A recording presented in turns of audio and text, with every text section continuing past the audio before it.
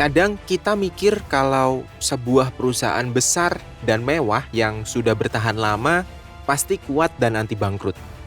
Padahal belum tentu. Contohnya Sritex, sebuah perusahaan besar yang kelihatannya kuat tapi akhirnya tumbang juga. Pertanyaannya, apa ini murni gara-gara pandemi? Atau justru ada orang yang memanfaatkan kekuasaan untuk kepentingan sendiri?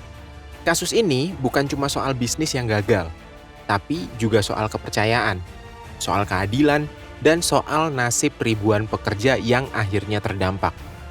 Dan hal kayak gini bisa aja kejadian ke siapapun. Sebelum masuk ke topik pembahasan, jangan lupa like, komen, share, dan subscribe channel Baiklah biar kita bisa lebih aware sama hal-hal kayak gini.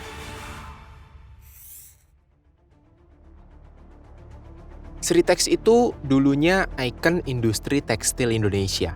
Sritex udah berdiri dari tahun 1966 dan mereka nggak cuma bikin seragam militer dalam negeri aja, tapi juga ekspor ke banyak negara mulai dari Timur Tengah sampai Eropa. Sritex bahkan pernah disebut sebagai salah satu produsen seragam militer terbesar di Asia Tenggara.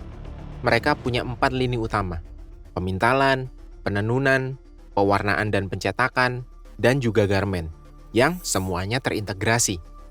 Tapi, pandemi COVID-19 benar-benar jadi pukulan yang telak. Saat banyak negara lockdown, permintaan tekstil anjlok. Di tahun 2020, penjualan Sritex turun drastis jadi sekitar 840 juta US dollar. Padahal, tahun sebelumnya bisa tembus 1,3 miliar US dollar. Di sisi lain, saat COVID itu, biaya produksi tekstil malah naik. Hal ini ngebuat margin pendapatan Sritex makin tipis dan tekanan finansial makin besar. Kondisi makin parah di tahun 2021. Sritex mulai mencatat kerugian besar, bahkan rugi bersihnya sampai 15,4 triliun rupiah. Sementara itu, utang mereka membengkak. Dari 13 triliun rupiah di tahun 2019, naik jadi 26,2 triliun rupiah di pertengahan 2024. Bayangin, punya tanggungan segede itu di tengah kondisi pasar yang lagi megap-megap. Puncaknya terjadi setelah Sritex gagal memenuhi kewajiban pembayaran. Mereka digugat beberapa pihak dan akhirnya resmi dinyatakan pilot sama Pengadilan Niaga Semarang di Oktober 2024. Sritex sempat ngajuin kasasi ke Mahkamah Agung, tapi ditolak. Lalu di awal Maret 2025, perusahaan yang udah berusia hampir 60 tahun itu tuh resmi tutup. Dampaknya langsung kerasa. Lebih dari 10.000 karyawan dipecat dari berbagai anak usaha Sritex Group.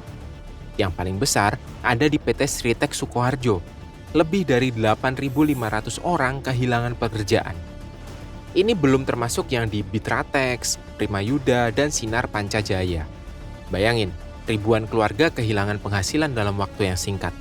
Dan ini baru soal utangnya. Kita bahkan belum masuk ke dugaan kasus korupsi yang melibatkan bos Sritex sendiri.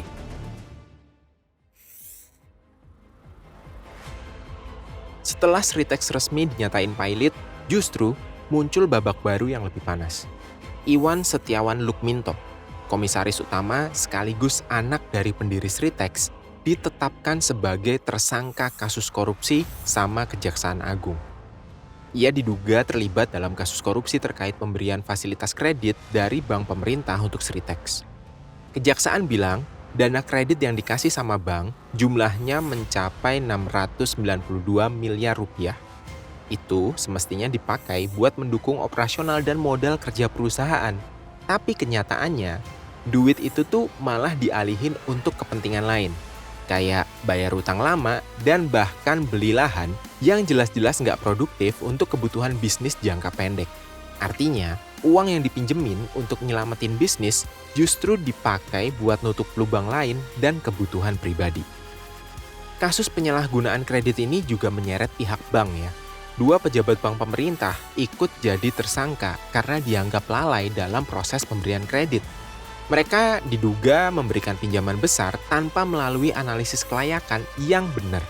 Bahkan ada dugaan bahwa mereka tahu dana itu tuh bakal diselewengin. Dan inilah ironi terbesarnya. Yang paling kena dampaknya bukan mereka yang bikin keputusan, tapi para pekerja. Ribuan orang kehilangan pekerjaan, kehilangan penghasilan, bahkan mungkin sampai kehilangan arah hidup. Sementara, proses hukumnya masih panjang dan belum tentu memberikan keadilan yang benar-benar menyentuh mereka yang terdampak langsung. Lagi-lagi, yang tumbang duluan adalah buruh, bukan bos, bukan pejabat, bukan mereka yang punya kuasa.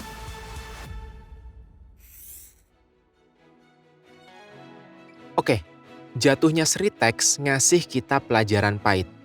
Sistem bisa rusak dari dalam, bukan karena persaingan bisnis, bukan semata-mata karena pandemi, tapi karena keserakahan, lemahnya pengawasan, dan minimnya transparansi.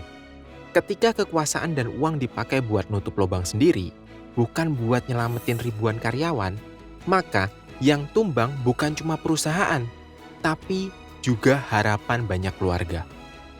Kita sering dengar berita PHK besar-besaran dan mikir, oh mungkin karena kondisi ekonomi. Tapi ternyata nggak sesimpel itu. Banyak PHK yang terjadi bukan karena pasar lagi lesu, tapi karena white collar crime. Kejahatan yang dilakukan di ruang rapat, bukan di jalanan. Dan selama sistem masih ngasih ruang buat itu, buruh dan pekerja bakal terus ada di posisi yang paling rentan. Ya, walaupun ada kabar baik ya, dari reruntuhannya Sritex kemarin, ada sekitar 1.300 mantan karyawan yang udah direkrut lagi sama investor baru. Tapi kalau dibandingin dengan lebih dari 10.000 yang kehilangan pekerjaan, itu baru secuil aja. Sisanya, ya masih berjuang, masih nyari kerja baru, masih mencoba untuk bertahan hidup, nyambungin nafas satu keluarga. Sementara, pelaku utamanya masih ngadepin proses hukum yang entah ujungnya gimana. Buat kita yang nonton ini bukan cuma berita bisnis. Ini soal gimana kita paham kalau korupsi bukan hal yang jauh dari kita. Bukan cuma soal politik, tapi ini soal pekerjaan dan soal masa depan. Kita butuh sistem yang lebih adil, transparan, dan berpihak sama pekerja. Karena gak ada bisnis yang jalan tanpa orang-orang yang kerja keras di balik layar. Jadi, kalau ngerasa video ini penting buat banyak orang tahu, jangan lupa like, komen, share, dan subscribe channel Baiklah, biar obrolan penting kayak gini tuh makin nyebar dan makin banyak yang sadar.